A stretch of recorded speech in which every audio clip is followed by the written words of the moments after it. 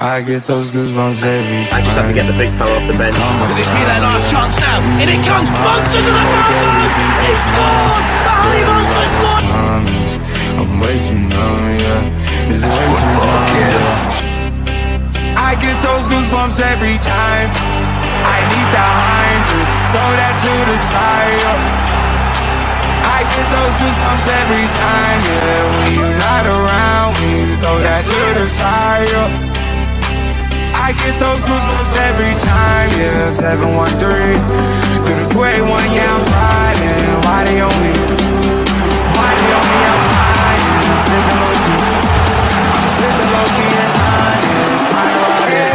I get those goosebumps every time. I'm around, yeah. You ease my mind, you make everything feel fine. Worry about those cons. I'm way too numb, yeah. It's way too dumb, yeah. I get those goosebumps every time. I need the hype. Hello and welcome to Loaded Mag NUFC. If someone was searching for a picture that sums everything up, this was the picture. You saw the match today, you saw it on Twitter. That's, I think, how everybody is feeling. This December has not been the kindest to us. But credit that guy that dressed up as the Grinch. I think it was for charity as well. But boys, apart from the football, let's park the football for a second. How are you? How are you, Pete? Yeah, other than that, I'm good. Trying to enjoy the Christmas holidays with the family, with the kids. I'm playing a lot of Mario recently. The little boy's got me hooked on it. I've not played Mario for years, but yeah, it's been a great break. Enjoying spending time with the wife and kids. So, football aside, it's not been too bad. Can't lie. We could work that. Maybe we'll ditch the football and we'll just do a gaming channel instead. How about that? We could do a bit of Mario, a bit of Football Manager, a bit of Sonic, maybe. Chris, for you, I don't know what you'd be into. I did like Sonic Tales, yeah. I did used to play Sonic on the Mega Drive, but of late, I've kind of parked FIFA a little bit. Whether it's because I've had enough of football recently, I don't know. But I've been playing Fortnite this summer, and I really like it. It's good. It's good. So yeah. But how's your Christmas going? It really good, mate. Really, really nice. Similar to Pete, just spending time with the wife and the kids, and just relaxing. Really, it's been really, really good. And unfortunately, it's just the football that's ruining it at the moment. Yeah, football is ruining it. Yeah, for me, I'm the same. Just was away for about 2 days over the Christmas in family, and I ended up watching this game on my phone. So there wasn't any better on the phone than it was in real life or on the TV. But let's get into it, and hopefully my power stays going, because there was a bit of thunder and lightning there a few minutes ago. So let's see. But let's talk about this game. Yes, and make sure you smash that like button as well. And to enable chat, hit the subscribe button, and then you'll be able to get your message posted as Chris presses his favorite button. Let's talk about a bit about this game. And spoiler alert, it's not going to be pretty. This was the team. I have some notes because I looked at a bit back about an hour ago again. But this is the team. Trip started. No Tino. I think we're all a bit surprised about that. And in our chat before, as the team news dropped, J7 was on the bench. Miggy started. Burns started. Isaac started, which is good. Botman came in instead of Lascelles, who was out injured. But on the team news first, lads, what did you make of it? Pete, we'll go to you first. I think the big surprise was Tino being on the bench. As I said to you boys, I wasn't overly surprised with Trippier starting, because I actually thought this would be the better game out of the two, out of that Forest and Luton to actually play him. So I just assumed that Tino would come in at left side. But other than that, I'm not really surprised. And looking at the team, I'm thinking it's the strongest team I've had in a while to choose from. So I'm not going to lie, my confidence was raised somewhat when that squad came about, and you look on the bench, you're seeing Wilson, Joe Linton, Livramento coming on. There's 3 subs that instantly improve you if you're looking for something. And yeah, what happened. Yeah, what do we know? Chris, your thoughts on the selection? I know you were very surprised, Tino, like myself as well. Yes, similar to Pete, I was pleasantly.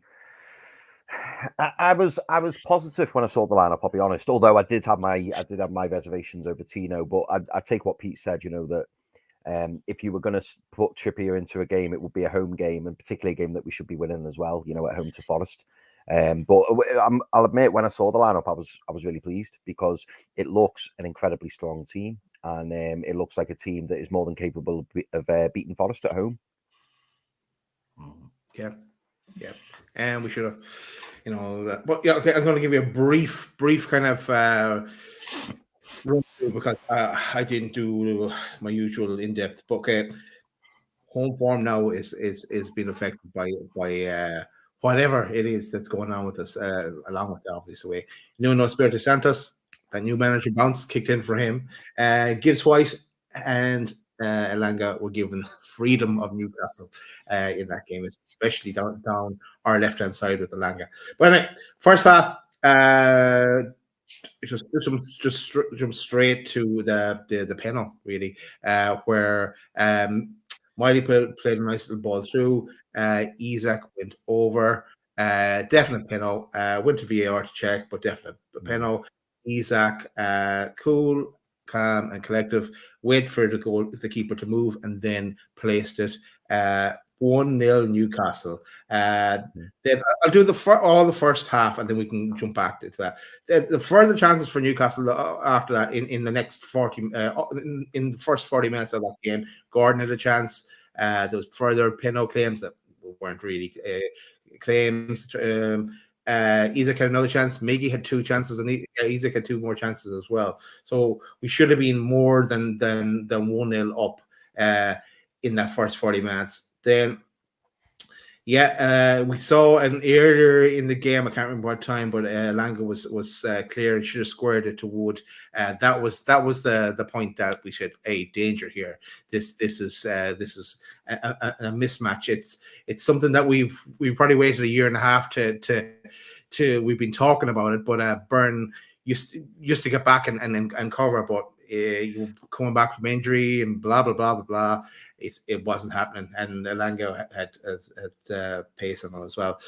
But yeah, 40-minute mark or so, Elanga squared the ball this time to Wood, and he Wood put it in the back of the net. But down both wings were getting exploited. But that first half, lads, I'm going to say, I apart from letting that goal in, I was thinking, okay, we got done in the sucker punch here.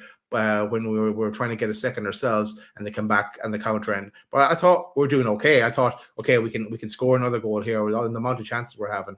We're still on top in this game. But yeah, we know what happens in the second half. What's your thoughts on the first half? Pete, we'll go to you first. That was the right delay then. Thought about it. Getting some tenderhooks. Look, I've got to be honest. I think for the first 40 minutes, I was reasonably pleased with the performance. It wasn't perfect, but we were in the game. We were 1-0 up. We were creating a few chances. We're living dangerously. Forest had their counters as well. But it was looking like it, we were going on and really pushing for that second goal, and that equaliser literally crumbled us as a team. I think the reaction from some of the players were they weren't expecting it. They weren't expecting to concede at that point, and I do think that it shook a few players. And I think winning 1-0. Against the team like Forest, we've broken them down. We got the penalty. We got the goal. It was almost like a relief. Right, okay, we're in front. We're in control. We're in charge. And it was, and I'm just giving my opinion. I just saw the players just kind of slump, and it was whether they were reverting back to Luton, whether they were reverting back to Chelsea or the previous games, and yeah, it really felt like it affected them, which surprises me. But you look at the stats and everything else; it was all in our favour. We had the most touches, we had the highest possession, we created the chance that got the goal. Brilliant goal, by the way. I was looking at Gordon thinking he was going to shoot, and he plays that ball backwards to Miley, and Miley on the turn, it was like one touch turn, second touch into Isaac's feet. That's top Premier League quality there. Just doing it without thinking, bang, finds the pass, and yeah, penalty's a penalty. He dispatches it well, as you would expect, and yeah.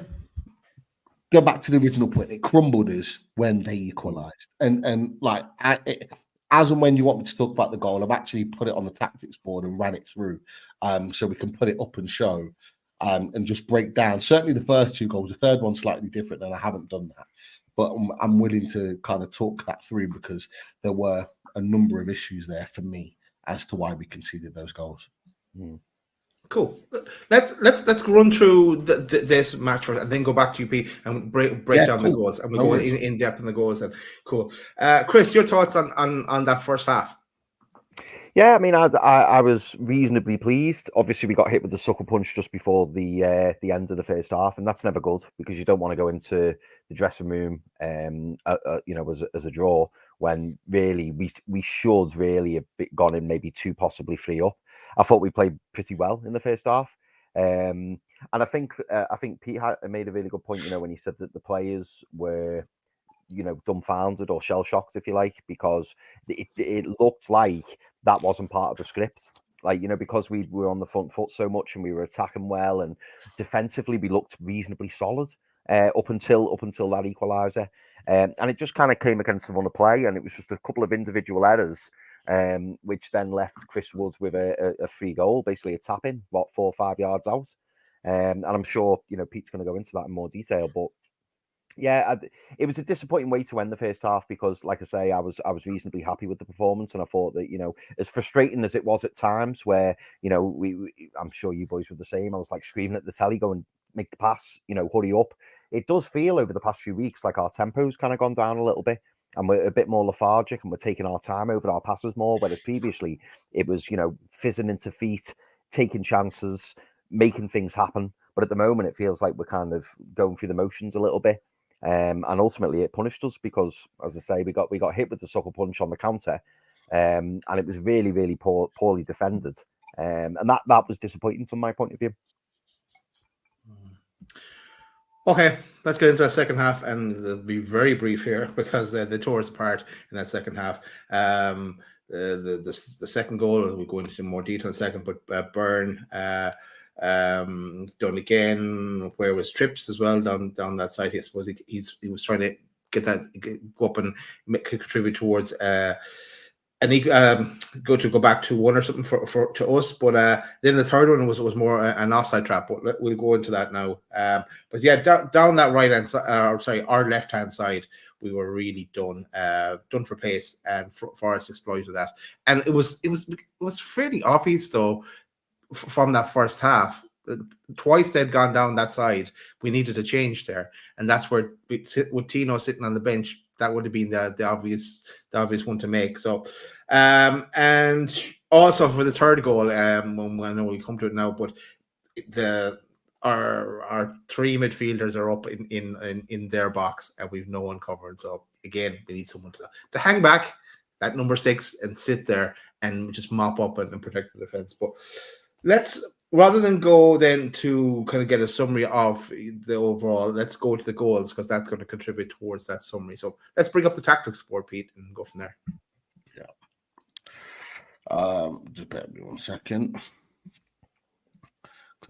I've saved them, so I'm gonna have to just put them up individually. So I'll just need a few seconds in between. So, okay.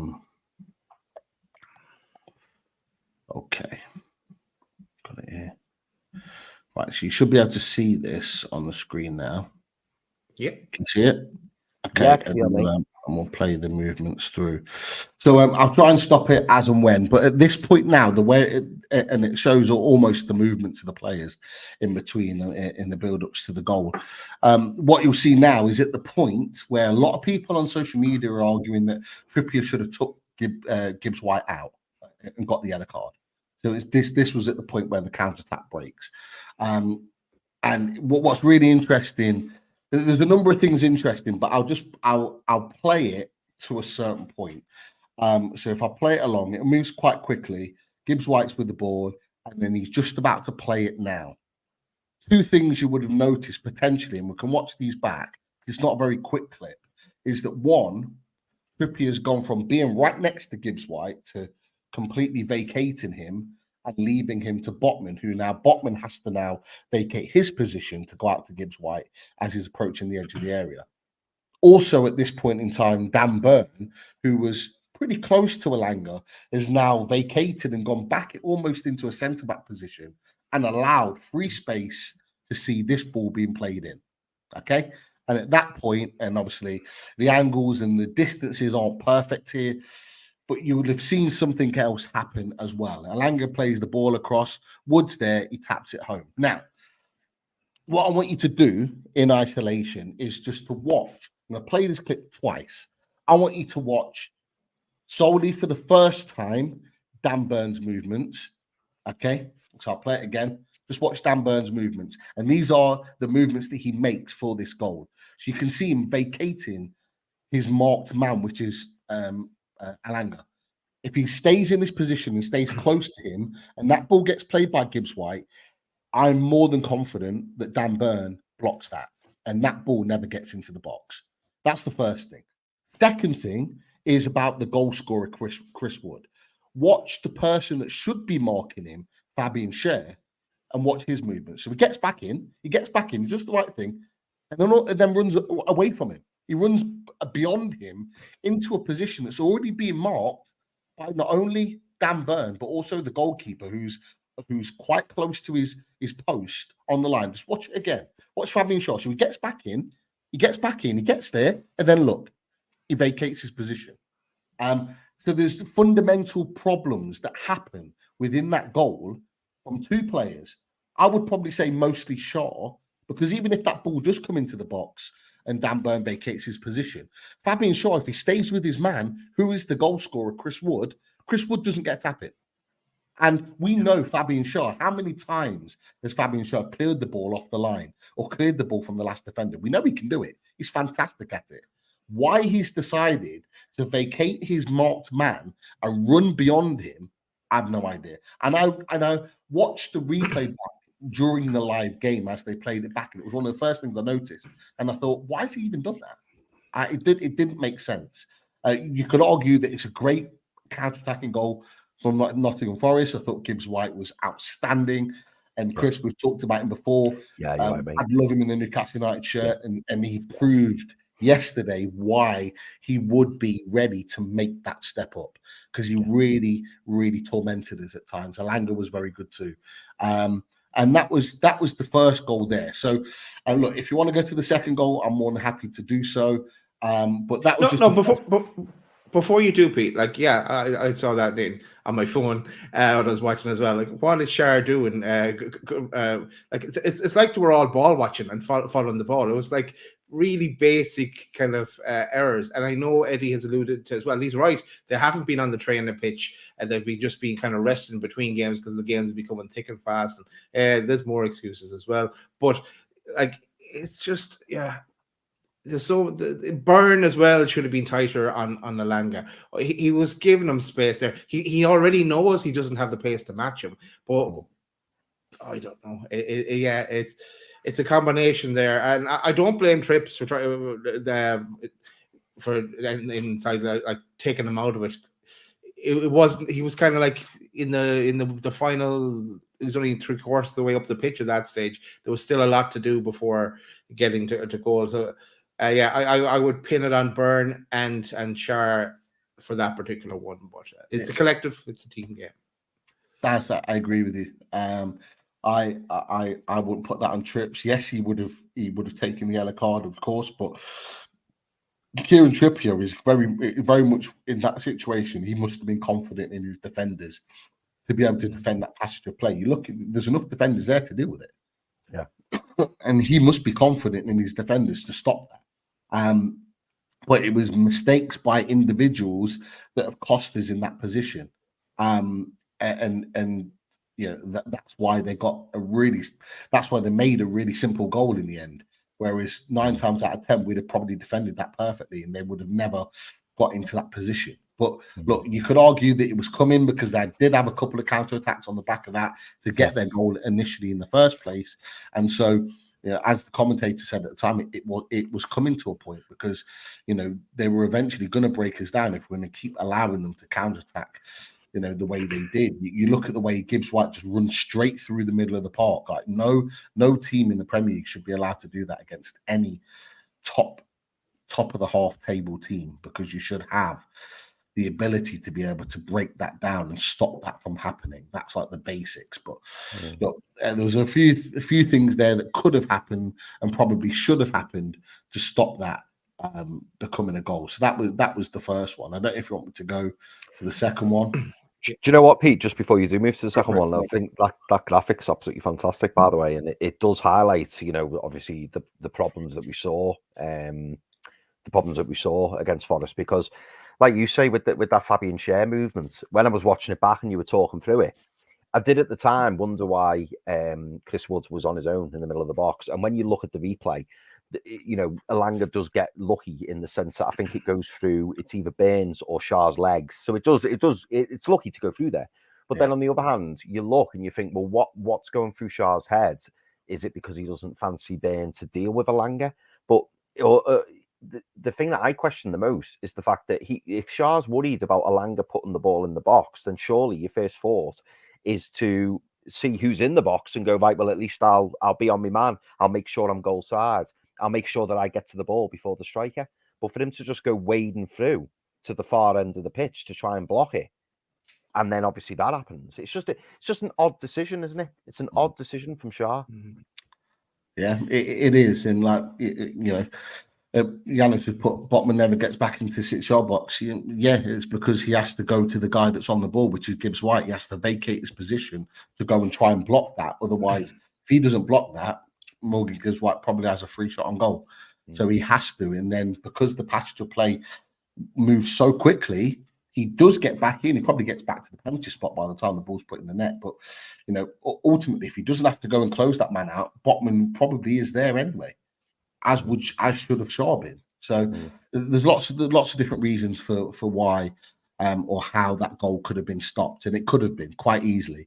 But there's a couple of really sort of bad errors there that have cost us that you don't expect this defence to do. You know, we argued Tino Livramento should have started the game, but equally, that back four was one of the best, equally the best in the Premier League last season. Yeah, and so you could also argue that Eddie Howe's thinking, I'm going with tried and trusted here to get me through a difficult moment, to get me 3 points, and you can't argue that. You cannot argue that. So there's swings and roundabouts on the back of it, but ultimately it is poorly defended, and that's why we conceded when we did. Yeah. So the second one then is coming on the 53 third minute. Pete. Yes. Do you want to bring that one up as well? Yeah. Through gritted teeth, why not? But again, and let's Schär thought, look, who's behind me? It's only Chris Wood. He can't score anyway.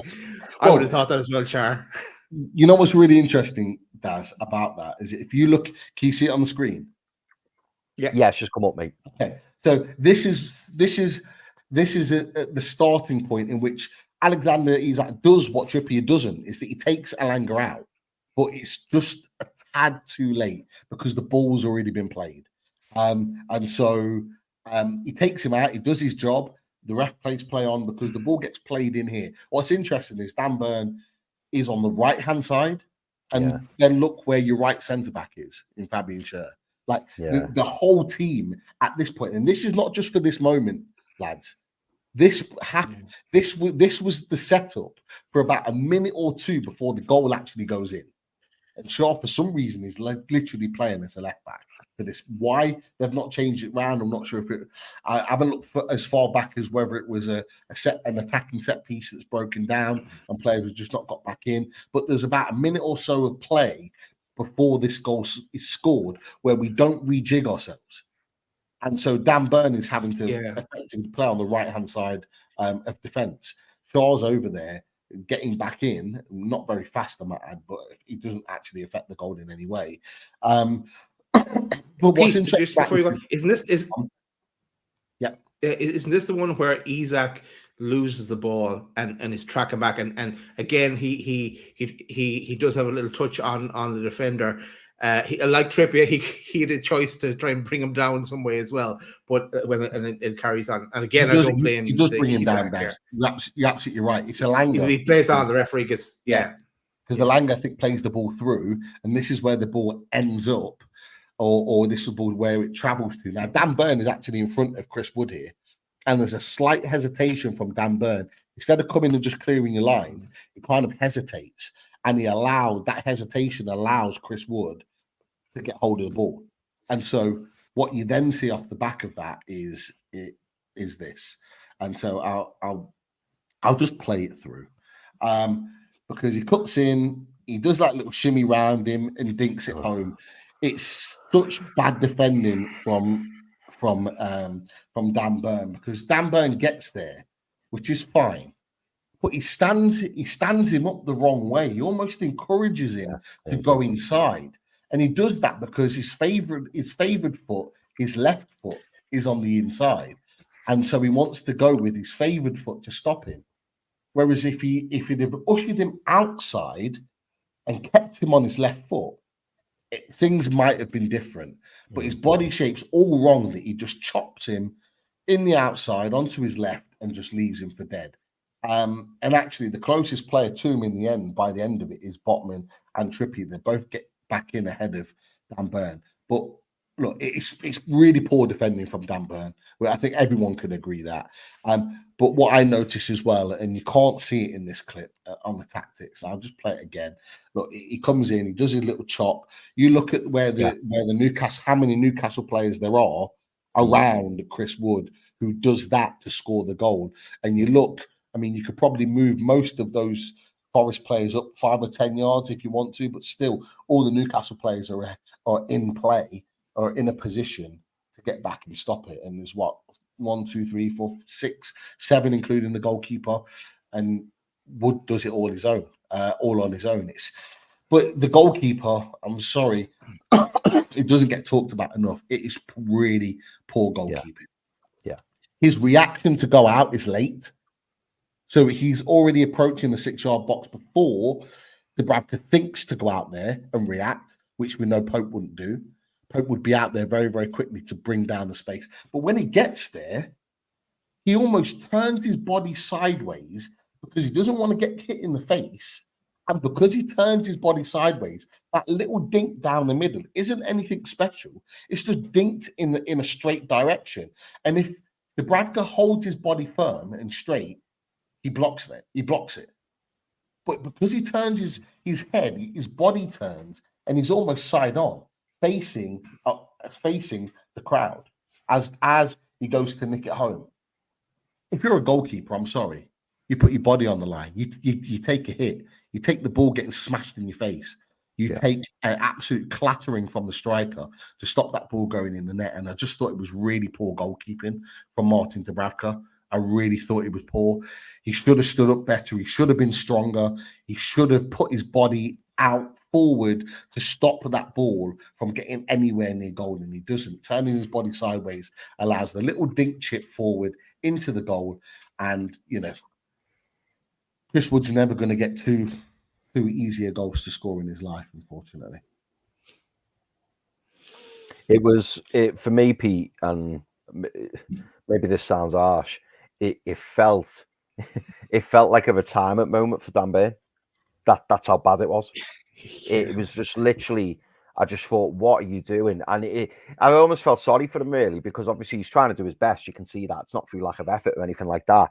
But when you're getting turned inside out by someone like Chris Wood, that's not good. It's really, really not good. And I don't want to take anything away from Chris Wood, because it was a smart finish. I'd say that. But you're absolutely spot on when you say that even after that Dan Burn error, Martin Dubravka may as well stand out the way and go, "Yeah, mate, just hit it there," because Martin Dubravka makes it so easy for him, so easy. And I've noticed now in the past couple of games, Martin Dubravka, he's going to ground far too easy, and no doubt we'll talk about it for the third goal as well. He's going to ground far too quick, and it's just making it so easy for opposing players, because they know Chris Wood knew exactly what he was going to do for this third goal I'm talking about, and even this goal. Martin Dubravka's made it nice and easy for him, and he's thought, right, where can I put it? And Martin Dubravka's like basically lent to his bottom right, and the goal's on the left. Yeah, it's really, really poor, really poor. 100%. Pete, hit us with the third one. Put us out of our misery. I didn't do one for this. Oh, I'm not gonna lie. I could have, Daz. Chris, I apologize. Yeah. No, it's okay. Having watched those two, I was just so pissed off at that point. That was like, I'm not doing it. I'm not doing it. But again, it's a carbon copy of the situation. Offside trap. Yeah. I mean, look, the offside trap's the offside trap. We play a high line. I'm not going to hammer that too much. I'm not going to be. I'm going to be honest with that. I think it's very close, and Trippier's really unlucky. Ultimately, he should be looking down his line. And kind of monitoring things better. You could argue that the two centre backs are a little bit too high in comparison to the full backs. You could maybe argue at this point our heads are gone, and that's what I'm putting it down to. Is we're 2-1 down. We were never expecting to be in this position. Our heads are gone, so we're all over the place at this point, and that's what I'm putting it down to. Not like it was absolutely dreadful, because. It wasn't. It was very, very close margins. The difference being, for me, is as that ball gets played through, I think Pope is out so much quicker. And I keep going on about Nick Pope. I'm sorry, but we are now starting to see why he was so important to us. We are now starting to really appreciate Nick Pope. Now he's not there. And we talked about him going and getting a better goalkeeper, and we will. 100%. We are going to go and get a better goalkeeper. No brainer now. The summer, we will get a better goalkeeper, and I mean like permanently. Whether it's now or the summer, we might get a kind of like a stopgap to take us through in January, or we might just go for the jugular. Who knows? I'm excited to see, if I'm honest with you. But for me, Nick Pope gets out there. I'm not saying he's going to get there and stop him and clear his lines, but he's going to make it a lot more difficult for what Chris Wood had to do there. Dubravka did exactly the same as what he did against Tottenham. The only difference is that he just didn't bring the player down. He just goes to the ground, as you said, Chris, and you're absolutely spot on. Martin Dubravka goes to ground so easily. You look at the Dwight McNeil goal that gets scored at Goodison. He's already half on the ground as the ball goes in. The ball actually goes in middle of the goal. It's an easy save for Nick Pope. There's at least 2 of those 4 goals that are scored against Tottenham that are savable. Chukwueze's goal never ever goes in under Nick Pope. It's an awful dive, and Chukwueze scores a simple tapping goal into the corner. It should have never gone in. It's awful, awful goalkeeping. And there's ones that he's not necessarily to blame for, but for me, goal 2 and goal 3, he has a big responsibility there. Big responsibility for those goals and stopping them. And I was even more critical of Dubravka, because I think he was way too far over for the first goal. I think with Burn and they're already there, and Shaw coming over like a madman. He didn't have to be over as far as he did. If you look at when the ball's played, and they show a great clip behind the goal, boys, of Wood's tapping in the first half, and actually Dubravka's past his post. He's actually out the goal completely when the ball's played. You're thinking, are you monitoring where you're meant to be the keeper? Exactly. He's monitoring. and And it might seem like I'm hammering Dubravka, and it's a Dubravka kind of it's definitely Which not one? a But it's not. It's not. yeah, It's not. but it's not. These are genuine issues that Martin Dubravka has brought to this team, and I'm not surprised the defense is the way they are, because I'm telling you now, boys, and everyone that's watching this channel right now, those defenders do not trust Martin Dubravka one bit. They don't trust him. They do not trust him. And this is part of the issue. You've got to trust each other as a five, a goalkeeper and four defenders. You've got to trust that you are confident in everyone's abilities. And I think they are confident as a defensive unit, but not confident in him. And we cannot have that moving forward. We just can't. Yeah, because we're just going to keep dropping like a stone here if we don't bring in the keeper now, because Pope is out for the foreseeable, and we're stuck with what we have. Unless Karius again, why doesn't he get a look in? It's the question mark as well. But do we want to say anything final about this game before we park this game and look forward to what's coming next, and how we're going to get out of this? Yeah, exactly. Yes, that's right behind us, that picture. Yes, it suits Chris there. But anything else you want to say about this game, lads? All I would say is, I'm not going to lie, I'm starting to get a bit worried, especially with the games that are coming up. I am a little bit worried. My red and my blue mates have all been hammering me over the last few days, saying we said this about Eddie Howe. We said that Eddie Howe would have to go. You know, I've had all this the last few days, and I'm still very much behind Eddie, but we can't have performances like that. And if the players are playing the way that they are, I know that it's not all down to the manager, but certainly from an organisational point of view, Eddie's got to be pulling them in there and going, hang on, what's going on here? Like, Pete, you highlighted Fabian Schär, playing at left back at one point for one of the goals, and it's like, what are you doing? Him closing down the ball for the first goal. What are you doing? And this is where Eddie Howe is kind of going to earn his money, because I think he's going to have to make some tough decisions over the next few weeks. We haven't even spoken about the actual player performances, have we? And for me, Bruno, that midfield, and this isn't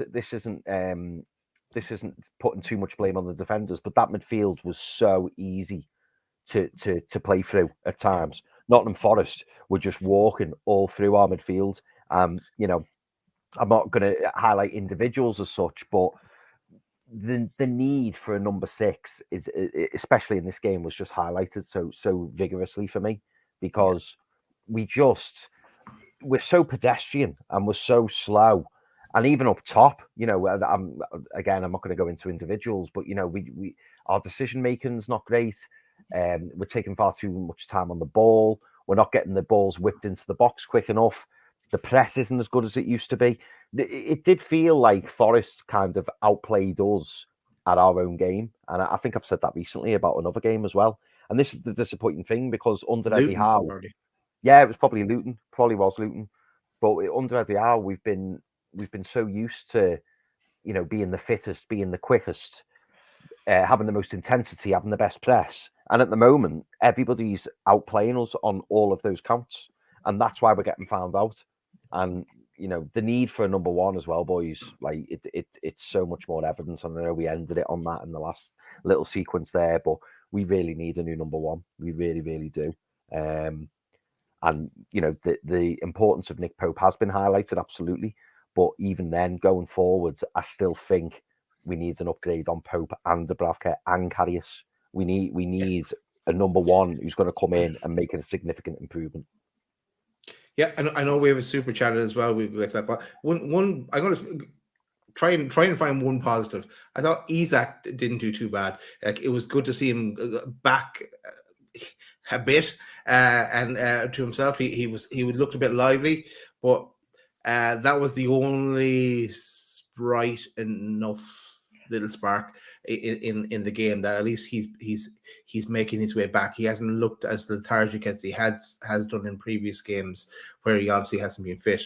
But yes, let's go to the super chat. And I think Who wants to bring that up? I'll Yep. fly that up there, mate. There it is. Colin Nicol. Colin. Well, not a few words. Here's Colin.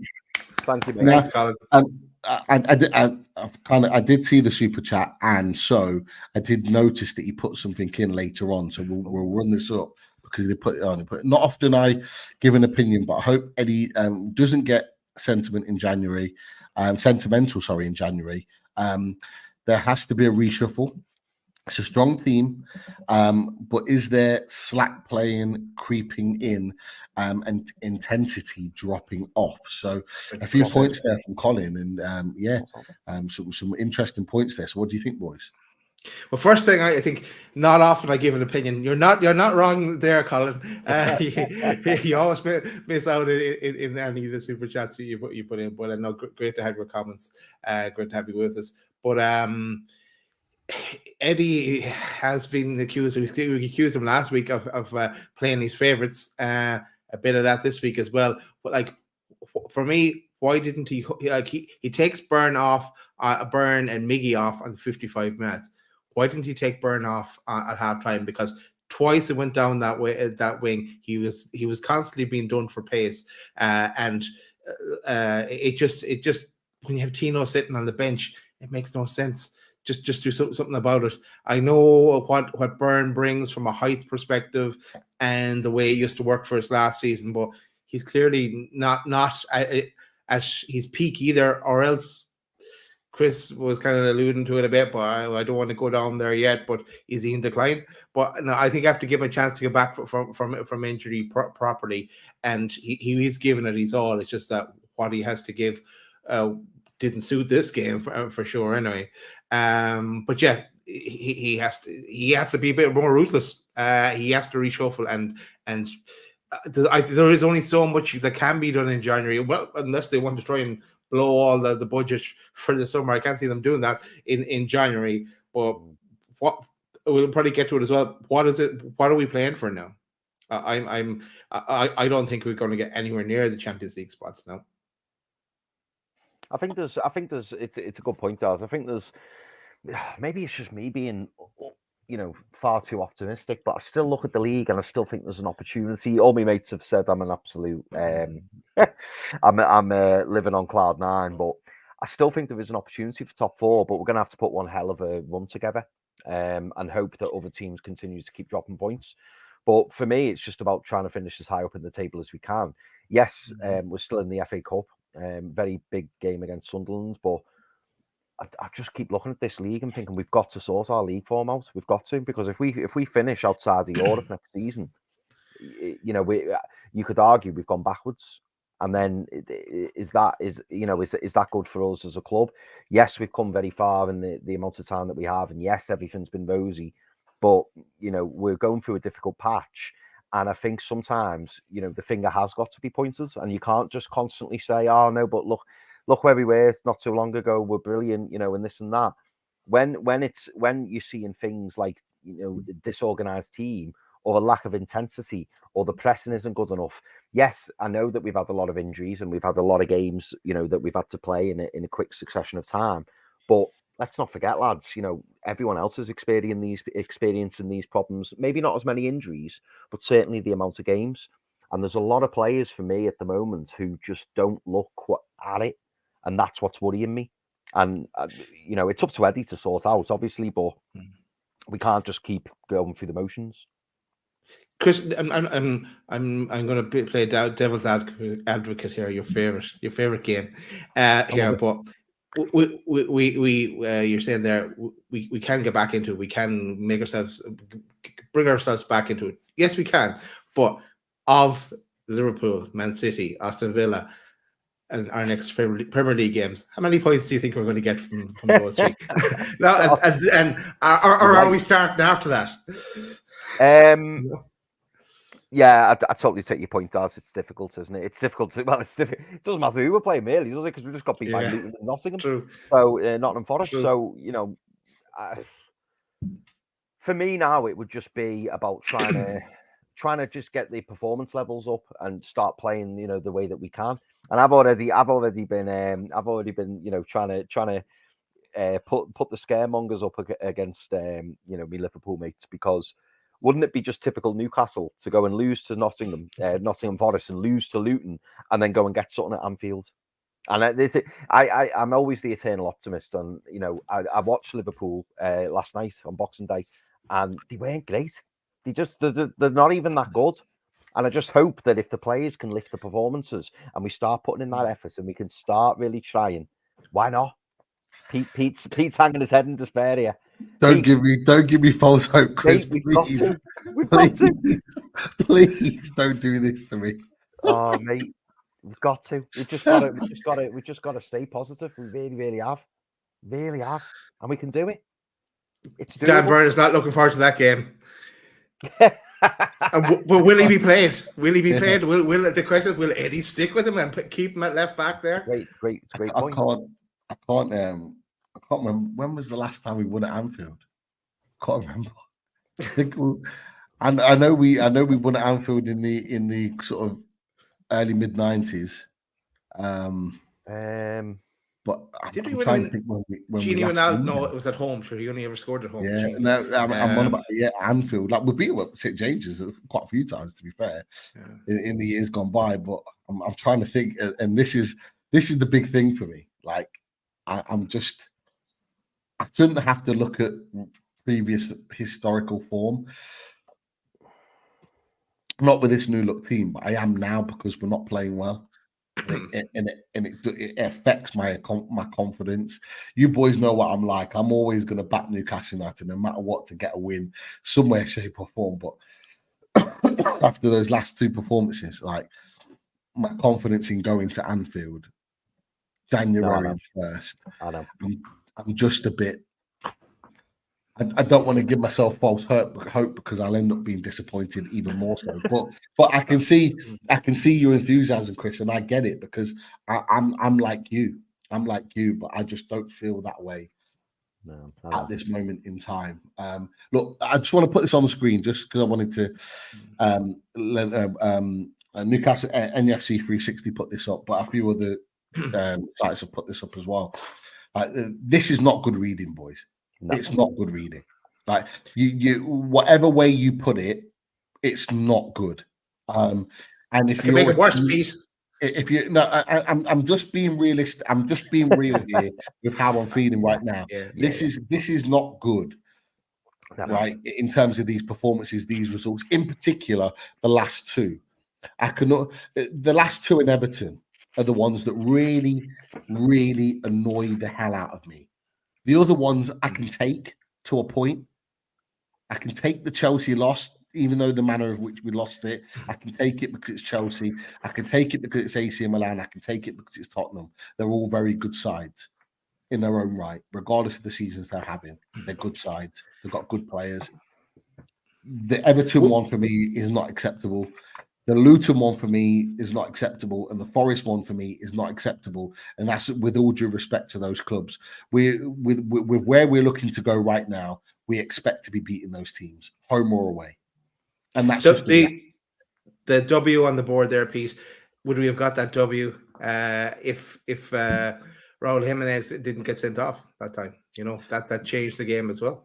It's a great point, Daz, and maybe we would have, but maybe it might not have been the scoreline that it was.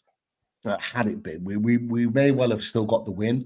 We were playing well at that point. We looked like the team with the most chances to break them down. They hadn't really created very much, but yeah, no, I get your point 100%. The one thing I wanted to add to that is, for as bad as that looks, that's the first time in 2 years that we've had it. And this is a really important thing to remember, is that, yes, it's a horrific run. It's really bad, and we're all really gutted right now and pissed off and annoyed, and all those emotions are coming out. But it's the first time we've had it. And I think a lot of fans, particularly on social media, are getting really, really wound up and frustrated by it, because this is the first time in 2 years the opposition fans have had a chance to point the finger at Newcastle United, because they haven't recently. And I think Newcastle United fans, and I'm going purely on social media here, have had the lay of the land They've been great. They've been in great mood. Nothing could have ever brought us down. We've been flying high for 2 years. And then all of a sudden we've hit a rocky patch like this. And we go out of 2 competitions in a week. We're now in 8th in the Premier League. And if Brighton win tonight, we go to 9th. And these are things that we weren't expecting for Newcastle United this season. And all of a sudden, pressure starts to be mounted on us. And opposition fans are now finally starting to point the finger at Newcastle United because they can. And I think there's a lot of Newcastle fans that are finding it hard to take on social media. Not necessarily anyone that watches this channel, but just fans in general. Certain sections of the fan base are really finding it difficult to comprehend what we're going through. But we have to remember it's a periodic thing. And unfortunately, and I'm going to be honest here, I think we're going to have to suck it up a little bit more in the month of January, because I think there could well be more disappointing performances to come. And we're going to have to suck this up. But I still maintain what I've said to you boys and what I said on 12 Man is that I genuinely believe that we are going to have a really good, strong second half of the season. It might not start very well in January, but I do believe that by the time that we hit the end of January, and we've got our players back and we're able to train more, as Eddie Howe said.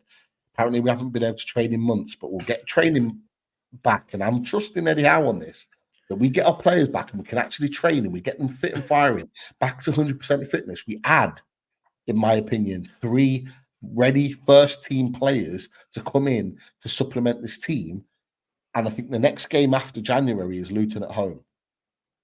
Now we're on the payback mission. Now I'm on revenge tour, and I'll be remembering this. I'll be remembering Everton. Like I'll be remembering Everton at St. James's Park when they come to us. I'll be remembering Tottenham Hotspur when they come to St. James's Park. I want 6-1 repeated. I remember Luton when they come to St. James's Park, because I want us to get that revenge. I want us to do what other teams have done to us this season. I remember when we go to the City Ground and we do what we do again, and that another Alexander Isak penalty in the last minute, and he shushes the crowd. I want it all. I want it all second half of the season. Revenge tour is coming. I'm telling you, the revenge tour is coming. But we've got to suck it up right now because it's not good. And unfortunately, we're going to have moments where things are not great. But if it helps us grow, it's all good for Newcastle United and it's all good for me. And I'll add some more when we talk about Eddie Howe in a bit more detail. But boys, share your thoughts. Come on, talk to me, man. Yeah. I need this therapy. Yeah, I'm a bit like Chris, and I'm getting it a bit in the ear from friends now as well, as in like from Liverpool fans. And bear in mind, I've never with said friends, I've never gone in on how good Newcastle have been over the last year. We comment on different things, but not going bigging it up like, we're going to win the league, we're going to win this, that, and the other. No, just calm, collective. But yeah, now I'm getting this. Oh, you're going to get rid of Eddie Howe from Liverpool fans. Even from a Man United fan, I got yesterday. What's the score in the game after we're losing 3-1? And I was so tempted to go back when Villa were 2-1 up and go, what's the score? I'm glad I didn't, because that would have backfired on me. But, they're piping up now again when things aren't going well for Newcastle. Oh, and they have a new co-owner that's going to bring miracles to Man United as well. But I still think we can finish ahead of Man United in the league, but that's still not going to be good enough for us. It's not our marker of where I want us and where we should be. But I'm willing. I like Pete. I think things might have to get worse to get better, because the games coming aren't going to be easy. And also when it comes to transfers in January, they won't be doing this, but I wouldn't be looking just for what's for the next 6 months. It's long term. Bring in players that you want to that can hit the ground running, but also develop into better players. So thinking long term with your signings, and as we've pinpointed the areas we wanted to strengthen already. There's at least 3 or 4 areas that it kind of grows by the day. But looking forward to that as well, actually, what January will bring, because there's no way we're doing nothing. I agree. Yeah, I've just seen then. As someone in the comments said that Luke Edwards and Ben Jacobs have both said that we're going to have a pretty quiet January, and that it'll probably only be loan deals. I just can't agree with that. I just can't. I cannot see how the owners don't back Eddie Howe. And I tell you what, if they don't back Eddie Howe, that would indicate to me that it's going to be a huge summer, and that quite possibly it might not be Eddie Howe at the helm if that's the case, because really now is the time to strike. There's a few positions that we need to upgrade on, and quickly. And I agree with what you're saying, Daz, and that let's not go out and buy the perfect 32-year-old who's going to do a job right now. It's about buying a bit of a prospect, a 22, 23-year-old who's got room to grow, but who can do a job here and now. Because I think Pete's been banging that drum for the last few weeks, saying that we need players who can come in and affect the team now. We can't be buying, 18, 19-year-olds and thinking, oh, well, in 2 years we'll be all right, because we need the players for the here and now. Yeah. But it's ones who have got more room to grow, I'd say. Rather than buying superstars, as we always say, it's buying players who can become superstars. But yeah, and do you know what, Daz? It's nice to hear that you're getting it in the neck as well a little bit. Oh, yeah. I thought it was just me and my local Everton and Liverpool friends. But yeah, they're all baying for blood. They're all loving the fact that we're not doing very well and things aren't going great. And what's happened to Newcastle? You're going back to normal now. You should have brought Bruce back. Getting all of that. But yeah, our time will come, and I think we're just going through a real rough patch at the moment. But it's really down to Eddie and these players now to kind of step up and really give something back to the fans, because for the fans who've been travelling away recently, God, it's been grim watching. It can't have been pleasant. I was a Goodison myself, and it was so disheartening. It was really, really poor. And I just hope that we go into these this set of fixtures. I think we've got Liverpool away, Sunderland away, Man City at home, Villa away. It's not looking great, but if we can try and pick up, dare I say it, 1, 3, 4 points and get through to the next round of the FA Cup, that hasn't been too bad. And then we start it kind of feels like the season starts. I think it's the 3rd of February. And that's when we've got Luton at home. And that's when we go, right, this is where we get serious points now. We need a run of 5, 6, 7 wins. And all of a sudden, things can change around. If you go on a run of winning 5 or 6, 7 games, I think the table will look a lot different. But it's up to us to put those run of results together. Yeah. Pete, do we have something to worry about when it comes to the game against Sunderland? No. That's the one game this month that I think we will wipe the floor with Sunderland. I genuinely do. So there's lots of people on social media that are saying, these next 4 games I can see us losing all 4. Nah. We are not losing that game. We're not losing that game by hook or by crook. And this brings me to a point that I wanted to talk about with this current Newcastle United team, because we've lost something that I want to see at the Stadium of Light. I want to see Eddie Howe's shit-housing Mags return. We've missed it. It's not been there this season. I want to see Martin Dubravka or the new goalkeeper, whoever it is, take 45 seconds to take a goal kick.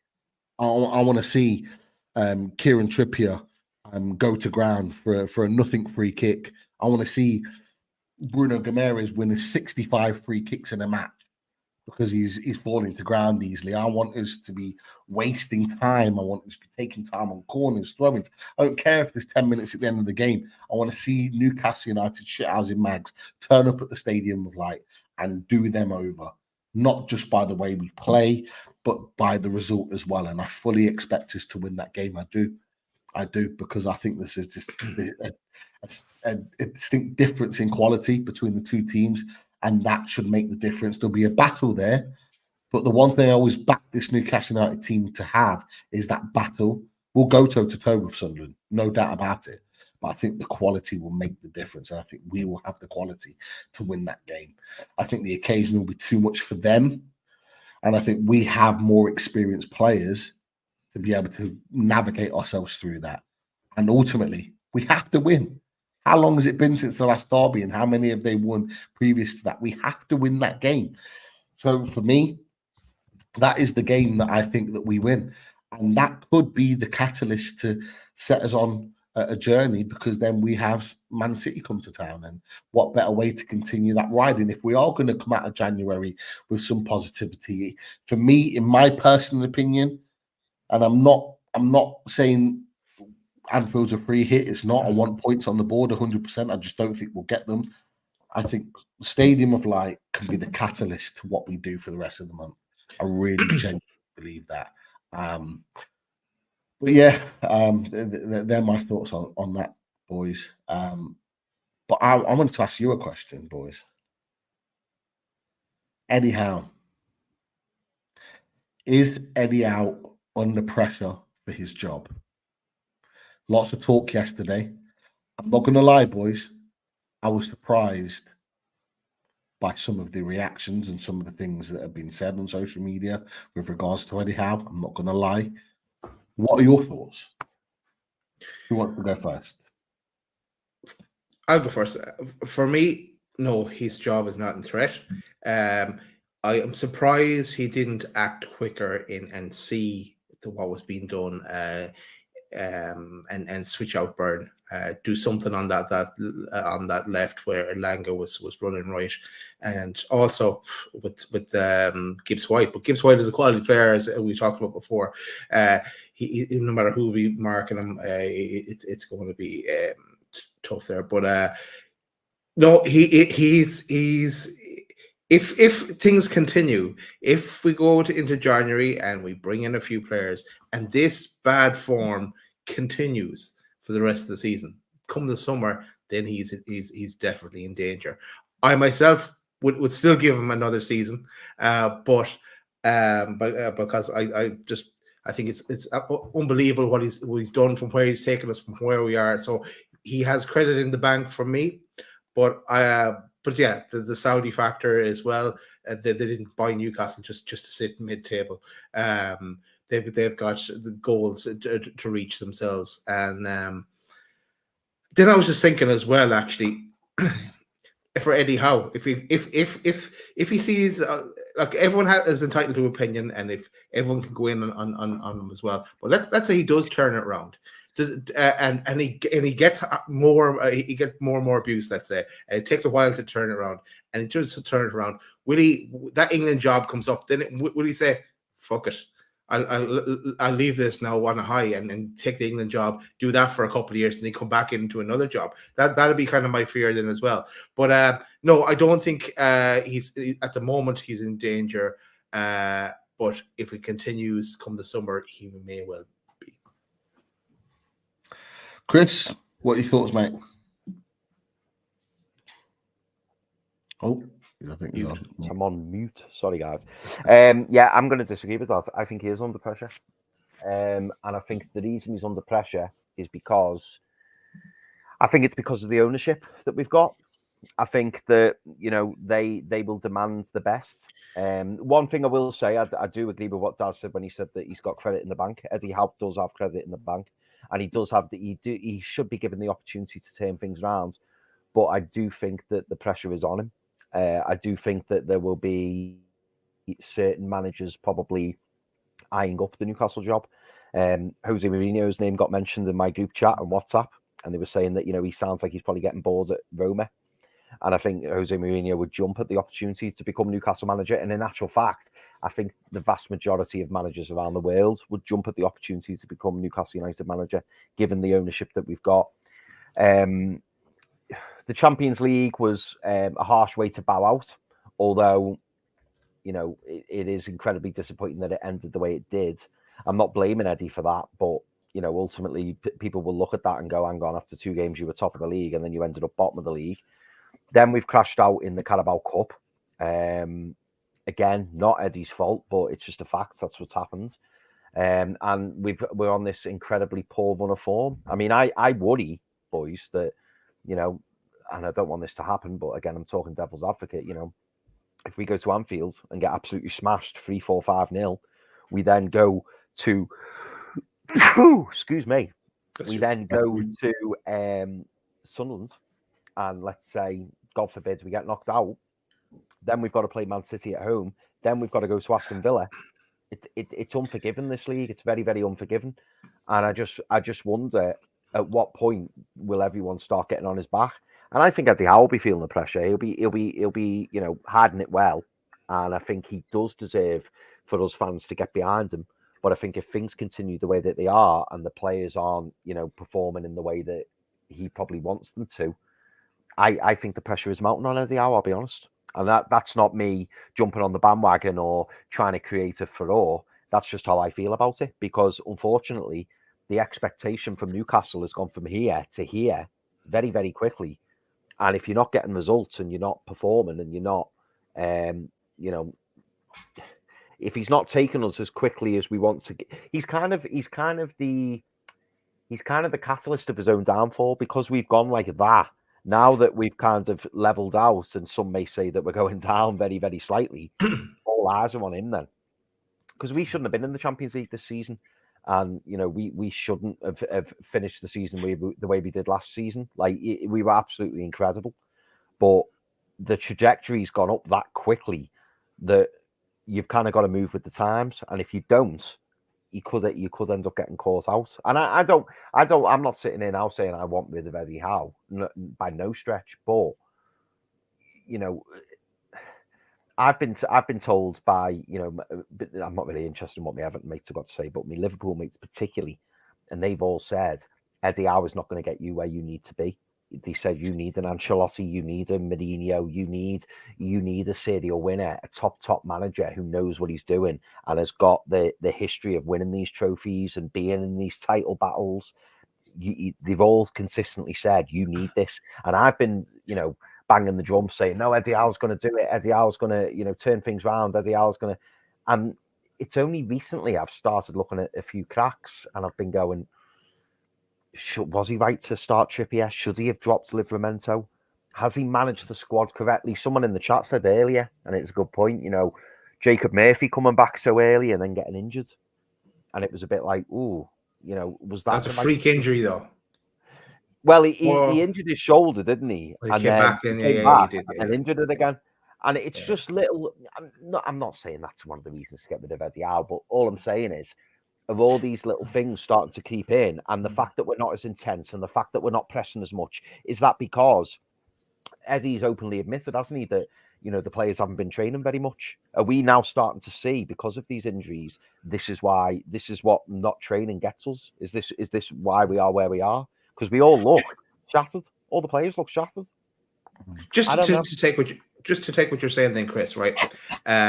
And I agree with you that he's definitely has internal pressure on himself. I'd say he does that after losing one game, never mind the run that's gone. But there's 4 days left until the transfer window opens. If you were to put a time frame on that, so do you think that they'd back him in the transfer window, and then let's say he was to lose a number of the January games or all of them, are you thinking then that they'd look to get rid of him then, or would they give him the chance to use the players that he's brought in, get players back from injury, get them in the training, and to see how it works out then? Or what kind of time frame are you saying that he'd get that dreaded vote of confidence? Yeah, do you know what? It's a really good question, Dad. I think, me personally, I think it'll be very interesting to see what Eddie Howe's given in January. And I think if Eddie Howe is only given loan deals and not any big permanent signings, I think the writing's on the wall for them. I'll be deadly honest, because I think any manager that they had full confidence in and that they knew was going to be the manager for the next 12, 18, 24, 36 months, they will be opening the checkbook and go and get who we need. Go and get what we want and who we need. And if they don't give them the money in January, that tells me that they're waiting for the big bumper summer and it'll be somebody else doing the job. That's in my opinion. Me personally, if I was the owners now and I was like this over Eddie Howe, I would give him till at least, if we make some signings, I'd give him till at least March, April time, personally. And I think we'll kind of know where we are then anyway. Pete mentioned before, that we've got Luton at home in February. If we can get a run of games where we get 2, 3, 4 wins on the bounce, that can change things very quickly. But I do think that this run of games coming up it's not going to be pleasant for Eddie Howe, because if we get if we get turned over, I think it's the manner of the defeats. If we get bounced 3-4, 5-6-0, it's not going to look good at all. Jeez, I hope it doesn't happen in March in your time frame there, Chris, because we could be brought in as part of the interview panel for who would be the next manager if that was the case. But Pete, let's go to you and get your thoughts on this one. You brought the question. What's your thoughts? Is Eddie Howe under pressure?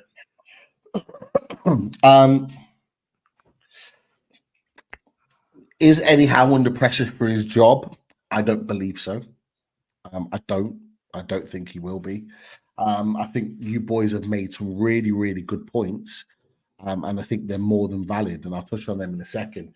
Do I think Eddie Howe's under pressure for his job? No. I think Eddie Howe has got enough left in the bank for what he's already achieved for Newcastle United to at least give him not just to the end of the season, but I think probably the first 5, maybe 10 games of next season to assess where he's at. I don't think Newcastle United's ownership are going to want to let or sack their first manager lightly. I just don't think they're going to want to. Just to interrupt that quick, it's funny you saying that, because when I was asked a couple of weeks ago by one of my mates, I was told by one of my mates a couple of weeks ago, oh, Eddie Howe, you're going to sack him, and I was going, no, we won't. I did actually say, I think that Eddie Howe has got until he will be given the rest of the season, and then we will see how we start the following season, which is exactly what you've just said. And that I've always firmly believed that, but I'm now starting to wonder. I think this January window is going to be key, because if we start signing big players, or if we start putting money down for big players, I think that indicates that what you've said and what I believed as well is probably going to be the case. But is there any part of you that thinks if we don't make a permanent signing in January, do you think that could be fast forwarded at all? If we don't give Eddie any money to sign new players in January, given the season we've had? No, I don't, and it's more because of what I've been saying for a few weeks now, is that I actually think that we're not going to go out and sign. I see people on social media saying all the time, like, we haven't got the money for FFP. We can't buy all these players. We can't buy 3 or 4 players, because I've always said I think we need to be looking at 3 or 4 players targeted in the January window. And a few on social media come back to me and say, "Oh, we haven't got the money FFP," but we don't need the money. We don't need them. I've always said I think we'll if we sign someone permanent, it'll be 1 player. The rest will come on loan. And the reason being is because we've boxed really clever for the players that we've already signed. Is almost like with the Lewis Hall deal, like with an obligation to buy. I think there's players out there that we could do exactly the same for in January, where we can save our money and not have to do what we need to do in terms of spending a crazy amount of money. And so my Eddie Howe future doesn't ride on that personally. I can see why he's saying that. I can see why he's saying it, because Everton have beaten Man City. And anyway, sorry. But what I will say is that it's been interesting that on the back of that defeat yesterday, there's been a lot of journalists that have been saying it's now time to back Eddie Howe in the transfer market. It's now time to put that money down and show your support for him. And I genuinely think that will happen. I think it will happen in terms of the quality of player that comes in. I think we could go back to the summer and say we've made some really good signings, some of them that we haven't really seen. Harvey Barnes, Sandro Tonali. We made some good signings, but there was a lack of first team ready players. And I think Newcastle United have done that for a reason. We did it last season and we waited and got £45 million worth of Anthony Gordon, who's been proven to be a really good buy, particularly this season. I think Newcastle United will always try and do this. They'll always try and buy in the summer well, but leave a little kitty for the January window to work on. And I think that's what they've done. But I think what they've realised is maybe there were a player or two light in the summer, in certain positions, and now I think they will go and strengthen those areas, and I genuinely believe that will happen. But I don't think that'll be riding on whether they think that Eddie Howe's got a future or not, because I do think they've got enough in the bank to ensure that he will get the rest of the season, a full summer with the players, Sandro Tonali, Harvey Barnes coming back in, and getting a proper kind of preseason, getting themselves fit, with everyone fit and firing, ready how to attack the season, whatever that may be. Now, where I think that could potentially change, and they might look at things slightly different, is if we don't get European football. European football is the minimum, I think, for me, that what the owners expect.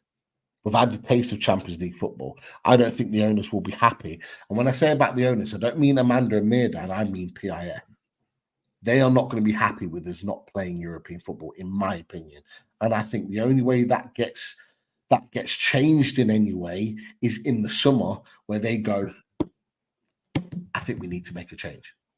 I think we need to go for it, go for the jugular, and really make a stamp on the Premier League next season.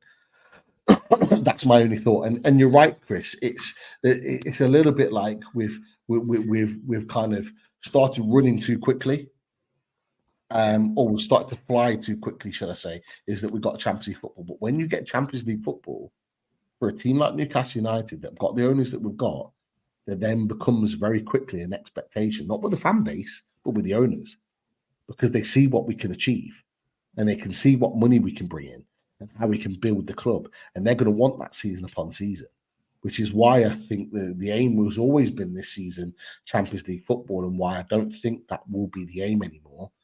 It will be internally, but I don't think genuinely we'll get it, in my opinion. And that's me kind of climbing down on a fence here, because I was adamant that we'd be competitive, but I just think we'd be too far away from it now, in my opinion. But the minimum we should be targeting is European football, whatever that may be. Europa League, Europa Conference, I don't care. We should be getting European football regardless. We need back-to-back European seasons. West Ham have done it for 3 years in a row now. Aston Villa are going to be doing it 2 years in a row. We cannot go from nothing to Champions League to nothing again, because we would have effectively gone backwards more so than the likes of Aston Villa and more so than the likes of West Ham. That's not good reading. But going back to Eddie Howe, we have to remember, Eddie Howe is not an Unai Emery, and I keep having these comparisons thrown at me between the two managers. Unai Emery's already got European pedigree. He's already won European trophies. He's already been up there at top clubs like PSG, Arsenal, and all the rest of it.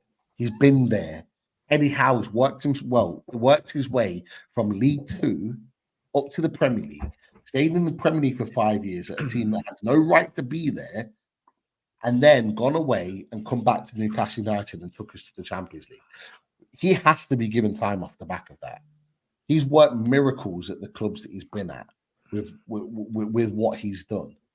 And he deserves time to kind of hone his craft, because he's learning on the job. He's never been in this experience before of navigating himself for a Champions League and navigating himself for a big squad that's at an expectant club now, where he expects to be achieving the top.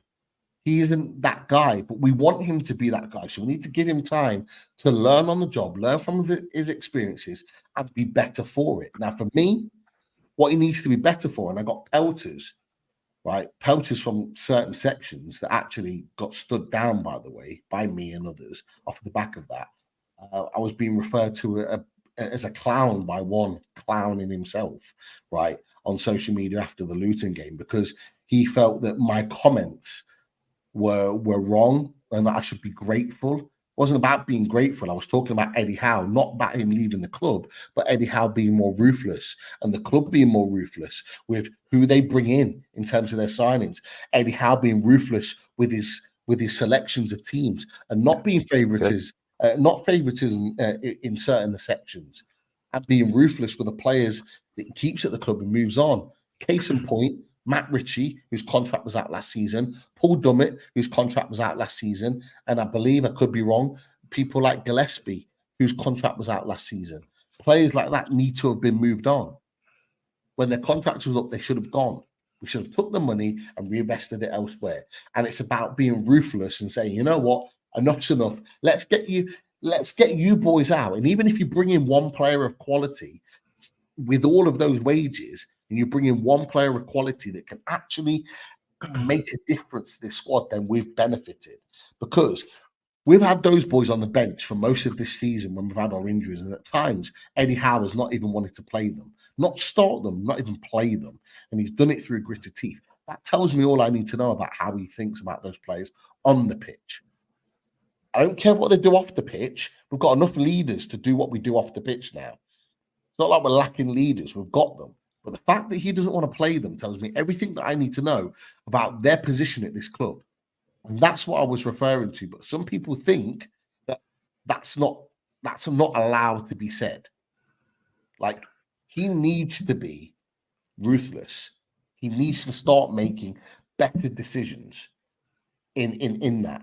And he needs to learn from some of those mistakes. So for me, that's where he needs to grow as a manager. And I expect now in January, with the type of players that we get in and with his selections moving forward, we need to do that. And it goes back to the point that we talked about with the number 6. Now, Yano in the chat for weeks now has talked about, and others have been talked about, that we don't play with the number 6. And I understand that. We don't naturally play with a defensive midfielder. But this is what I'm talking about in terms of the evolution of Eddie Howe. He has to start playing with the number 6, because it's clear that without that defensive midfielder that's got the mentality to sit in and block things off, we are going to be better for it and a better team for it. And that's part of his evolution. He has to learn to play a different way to become a better manager. So all of that in itself comes to me that this is going to be a difficult month. He's going to have to ride it out, and he's going to have to pull performances out his backside, right, to get people back on side again and to get points on the board. But if he doesn't, he'll be given to the end of the season, at least the start of next season, in my opinion. But at that point, at the beginning of next season, 24-25, all is up for grabs. That's all I'm going to say.